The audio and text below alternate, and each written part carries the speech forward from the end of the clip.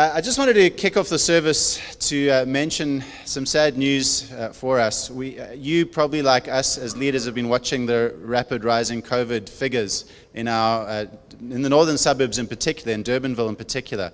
And it seems as if Durbanville is really leading the way at this stage of the game, which is not a good thing.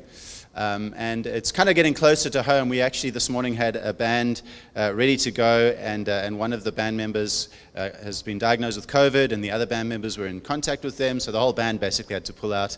And I'm sure you're now hearing of people close to home who are getting infections and who are actually quite sick. And those in the medical field are saying that we need to be very, very careful. The hospitals are full up, and space is almost running out already.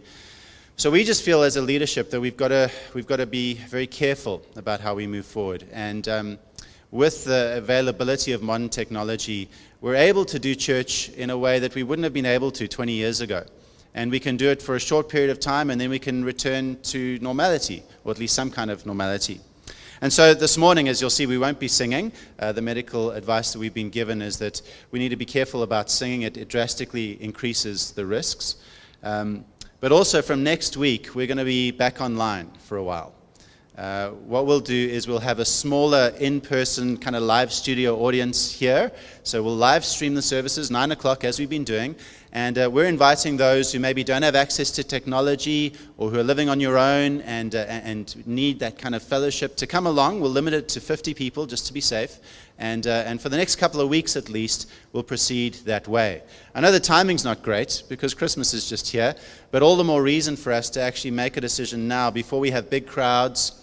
And so one of the unfortunate spin-offs is we're going to have to cancel our carols as we'd planned to do them anyway. We'd hoped to do carols in the car park, but again, just given the risks and given the perception that we don't want to cause a stumbling block to our neighbors, we think it's safer, it's more wise to cancel it the way we were doing it. What we'll still do is we'll do a live stream carol service on the 20th, next Sunday evening.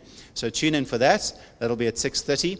And then our Christmas Day plan is to do one single live stream, 9 o'clock. Again, if you're alone or you don't have access to technology, you're welcome to come and join us, maximum 50 people.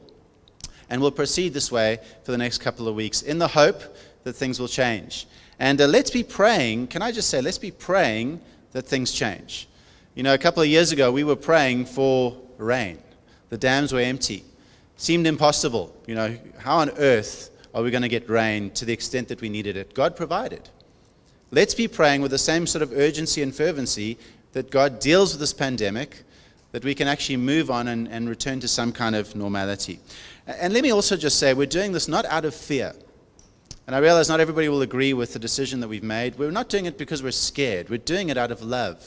We're doing it out of love for others here, love for our neighbors, and we want to make sure that we don't in any way cause unnecessary risk, while at the same time, of course, fully utilizing the technology that's available to us and continuing to meet as church in a different format. And even more reason now, I guess, for us to be connected with one another, checking up on one another, making sure of the Christmas period. If you know people who are alone, give them a call. Maybe invite them to your home for Christmas Day. But yeah, that's the decision moving forward. I know it's a sad one. I'm certainly sad about it, but I think it is the responsible thing that we need to do.